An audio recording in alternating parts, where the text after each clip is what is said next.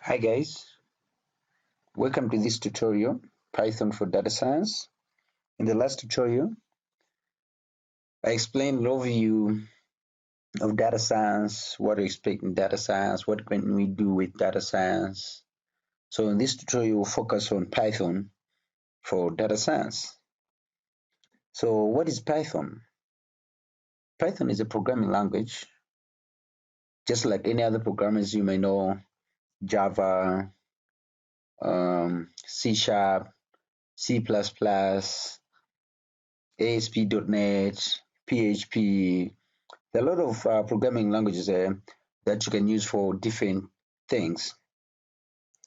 So for data science, Python is a good choice for us. We'll see later why Python is a good choice for data science. So basically, take Python as any other languages, though it has some differences from other languages, which we see in due course. All right. So why are we choosing Python for data science? Okay. Before we specify for data science, let's just appreciate Python a little bit. One, Python is easy to learn. You know, unlike other programming languages where have their own learning curve, but Python is easy to learn. That's why these days you see a lot of people encouraging kids to start learning Python. So imagine a 9-year-old is able to learn in Python. Why not you not learn Python? By the way, it's easy to learn.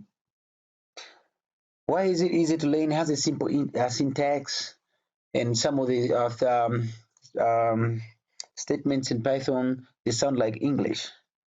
So if you know English, you won't be having problems in Python.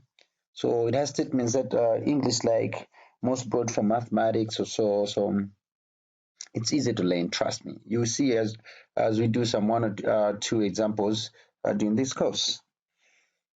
We're also choosing Python because it's open source.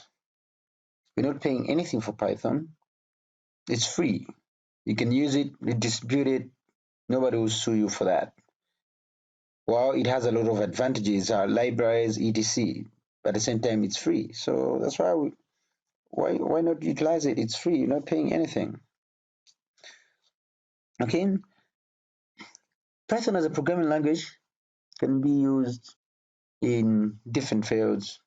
It can be used in web development, um, using frameworks like Django, etc. You can develop sites or web apps using Python.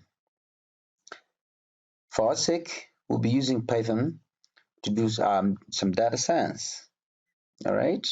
To manipulate data, read data, get information out of data, etc. It can also be used in system development. You can develop all sorts of systems using Python, hybrid systems where you can connect to any other system as well. So that's a bit about Python. Okay, you can use it as well as for scripting. So it can be used in a number of things, but for our sake, we use it for data science. So how do we get Python on our computers? Depending on what you want to achieve, the different ways how you can do it. I'll give you this, I'll call it option one. Option one, this is official Python website, python.org. You can go there, downloads. Then you can download the Python there from there and install it on your machine. And then you might choose to code using the text editor that comes with a Python, the default one, though with basic or low functionality. Or you can use its interactive window where you can type the code and it will execute in real time. When you download this, you can choose to use other text editors where you can write your code. If you're writing a big program, you can download PyCharm and install PyCharm. That means you'll be working using PyCharm to build your systems or etc. That's one of the options that we can do.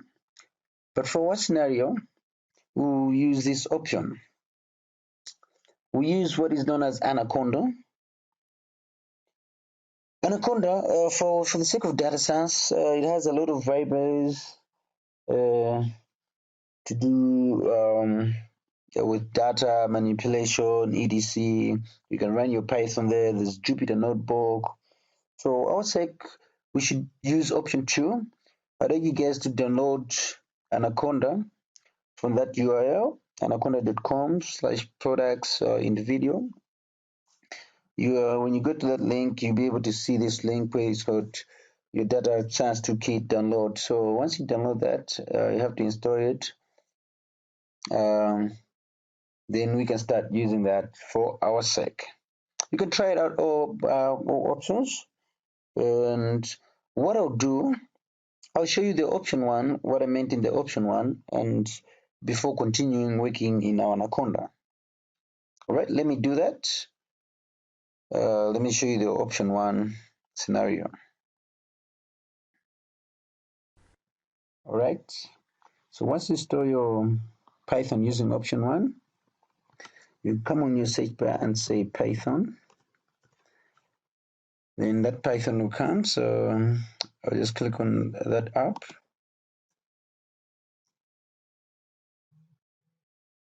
All right, so now that's the interactive window I was talking about. So I can be able to say here 2 plus 2 here, 2 plus 2, and just hit enter. Automatically it gives me 4. Let's say 20 minus 5, automatically gives 15. So you can do something using this. And Squeak, if you want to just test something else, you can use this. But whenever you're building a large system, you can't use this thing because you have to keep your file somewhere else so that you can use them A, B, C, D. So that's the option one. You can also install PyCharm and work using PyCharm. I think I have my PyCharm installed. If I can say PyCharm here, I have my PyCharm there. I can open that. Then I can write my Python code using PyCharm. I can install Python files there and run them using the PyCharm community. All right, so I'll close this. For option 2 now, if you use option 2,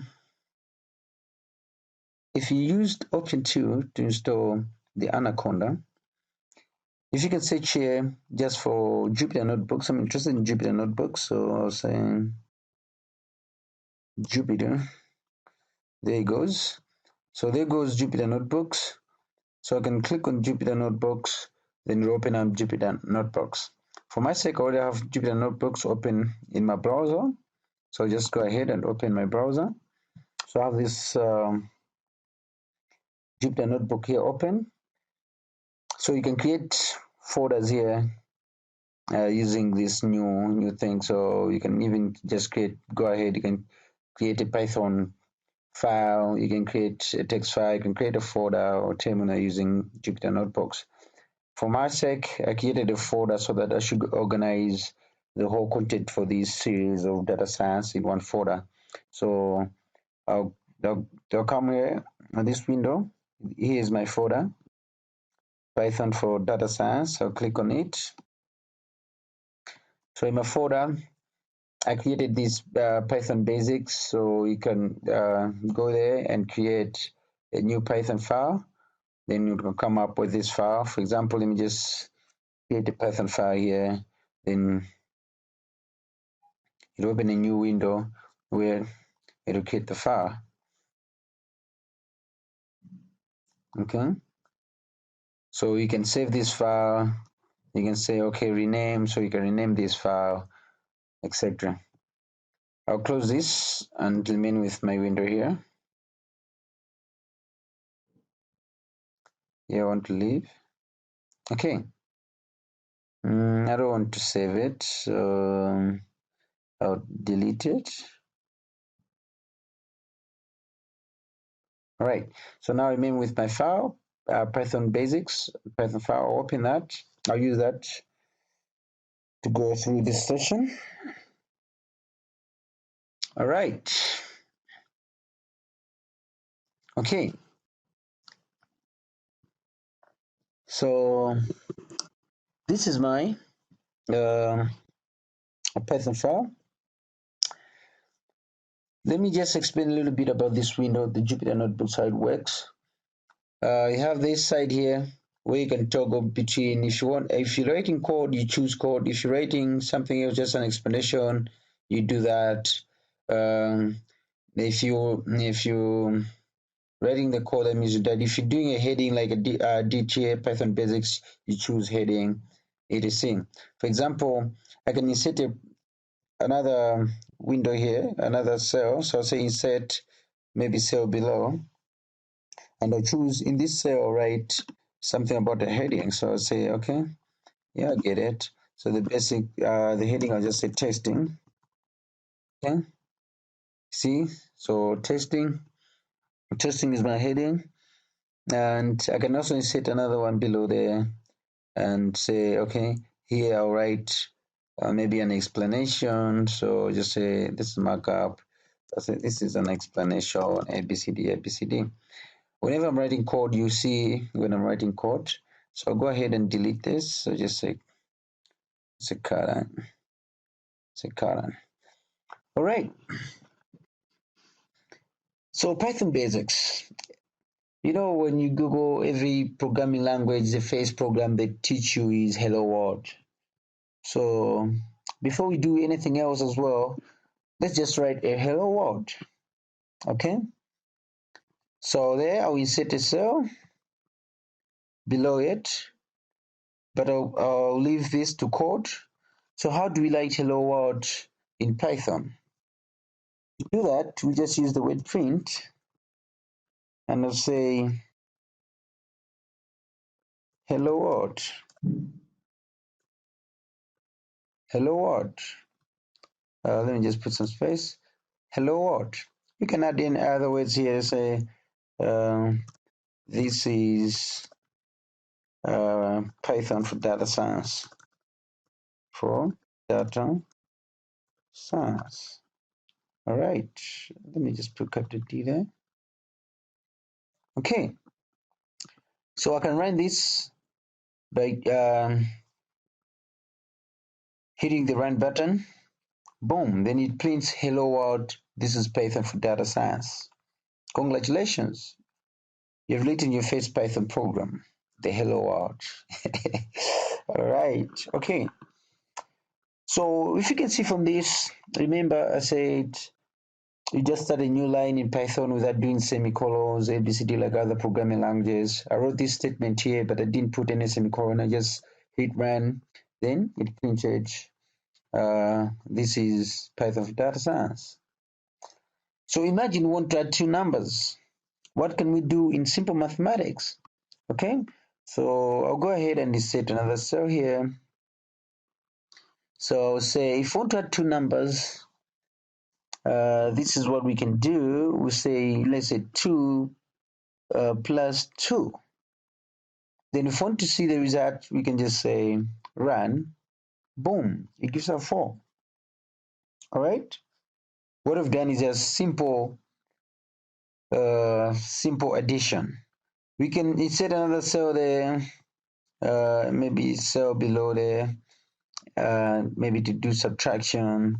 So it's saying 38 minus 12. Let's run this. 26. See? Pretty cool, yeah? So this is just like normal the way we do in mathematics. No rocket science here. So what we see here, these are operators, the plus signs, the minus signs. These are just operators that we normally know in mathematics. And you see, there's no semicolon or whatnot. This statement will still be executed. So slowly, we're taking you to the basics of Python. Be patient. If you already know the basics, you can skip this tutorial and wait for the next tutorial. If you are new to Python, feel free to ask me questions, but I'll try as much as possible to explain this in layman's terms. Okay. So every programming language and every programming, you need to do some comments. Comments helps to make your code more readable. Okay. And it becomes easier to maintain. For example, you've written the code, but you're not the one who's maintaining the system for any other reasons. Someone who's going through your system can be able to understand what you were trying to achieve by reading the comments. So how do you define comments in Python? We define comments by using the hashtag, or if it's multiple lines, we use these triple quotes. Okay, so let's define a comment. I will set a cell there. So I'll put a comment. I'll say this statement adds two numbers and outputs the answer. Okay, then I'll put another cell down there. Put another cell down there, or let me just not even putting another cell. Let me just do it under the same cell. So I'll say I'll repeat the 2 plus 2 1. 2 plus 2 1. So let's go ahead and run this. You see, the output is 4, but in the same line we had this line, but this line hasn't been printed to the screen. Why? Because we have told Python that this is just a comment. Don't take it as a statement. So this is just a comment helping the one who's reading this code to say, what are you trying to achieve? Okay.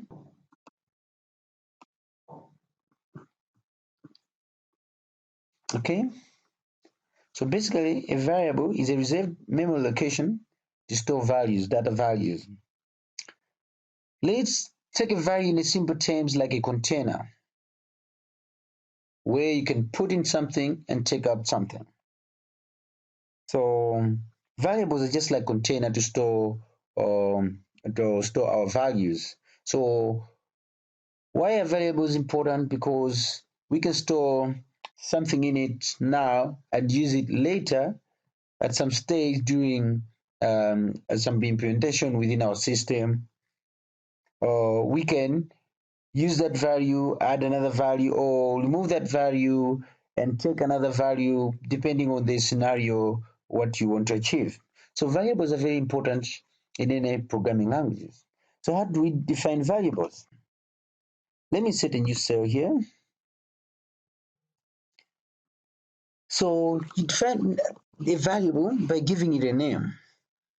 There are naming rules for variables as well. It starts with a letter or an underscore. Variables cannot start with a number. Okay.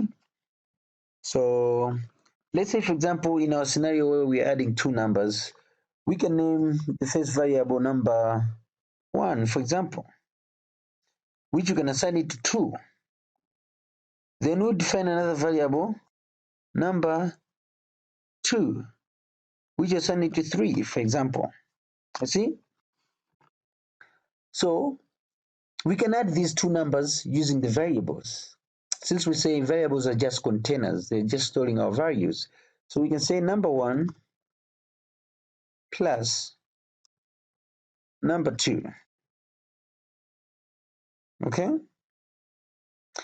Let's run this and see. It will give us number 5 because it has added the values that were stored in those two variables. One variable is storing a number 3, the other variable is storing number 3. All right? So you can give it any name. For example, I'll just add another cell, maybe within the same cell. I'll say, instead of just doing that, I can introduce another variable called answer. And that variable will store, will be assigned to the result of number 1 plus number 2. Okay? You see? Now, it's not giving us the answer because we haven't said print that answer, because these two were the number 2. It was like we're doing a direct operation. But now with the result was stored in a variable, for us to output that, we can just simply just say print. Now we're printing that variable answer. It's giving us 5. Now you see the beauty about variables. I can skip some parts here, and for example, let me just run another cell below. In this cell, I can even say number 1 plus number 2, and run this. It will still give me the same answer. Why?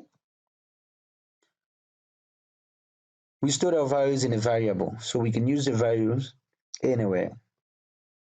So one thing you have to understand about variables, the local variables and global variables. We'll see later about local variables and global variables when we're discussing about functions. It's when you can pretty understand what's the difference between a local variable and a global variable. For now, I think these basics are enough for variables. Okay. Whenever you're setting a variable, we now go to a part where about data types. Some variables can store strings or integer. For example, this is an integer. Okay, we can define another variable to store strings. Let's say name. So this variable will store my name, Blena.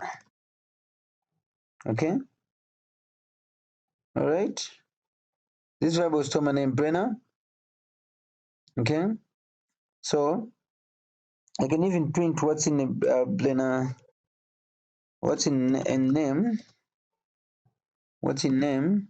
You say it's Blena. You see, so it means this data type is string, while the other one, the data type was integer. We can also store a float. Okay, maybe let me just skip down here to the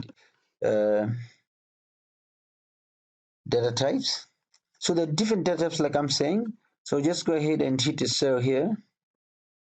So we're saying number 3, which is taking 5. That means it's taking data type int. Then you have, let's say, name, which is taking my name. This is of type string. So we can have, let's say, data type max, which is taking max of a student. Oh, sorry, so shouldn't copy. So max is, let's say, 89.4. Automatically, this gets float variable. Okay.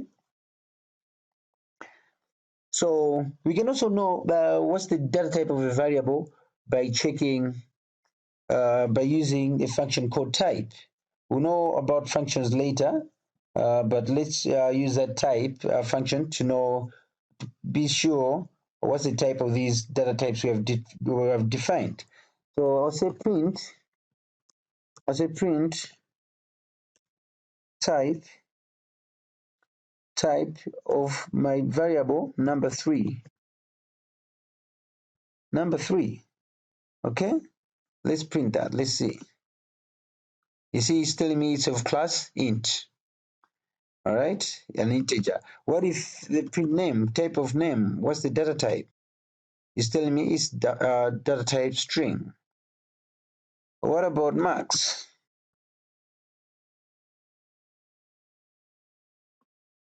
See, it's telling me about its float. In other programming languages, you have to explicitly define that that data type is of what type, what that variable is of what type. But Python is very flexible. It looks at the data you're sending to the variable and automatically determines the data type. Okay. For now, we'll focus on these three data types, but eventually we'll look at the list, the tuples, the dictionary, the set, the boolean, ABCD. Okay, so that's about the data types in Python. So let's do a little example using all these scenarios we have defined here. Okay, what if we say let's define, okay, we still use the same number. I say number one, oops. I say number one, remember we define number one on top here, that's number one. Then I'll say plus max, okay, plus max here. I'll store this in variable called answer2, okay. So what I'll do, I'll print answer first. I'll print answer 2. Then after printing answer 2, I have to print what's the data type of answer 2. Not print again, sorry. But I'm saying type. What's the type of answer 2? Okay. All right. Let me run that. So he's saying, so hold up. Yo, so he's telling me it's of class float. You see? He's telling me it's of class float. Okay? So why is it float? We're adding, oh, hold up. Something is wrong here.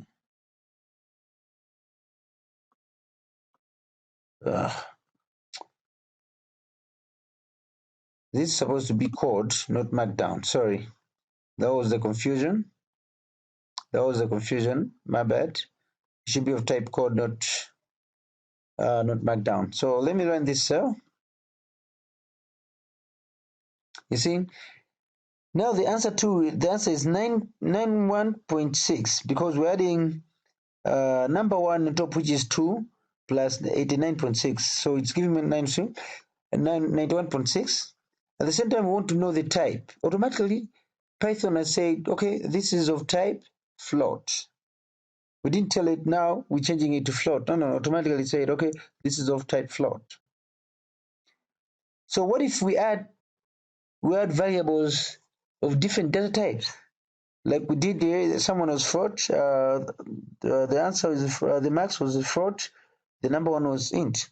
So what if we add int plus string? Exactly, it doesn't even make sense. But let's go ahead and try it. Let's see what will happen. So we say number 3 plus name. Okay, let's just run this. Okay, let's give it in an answer so that we should print.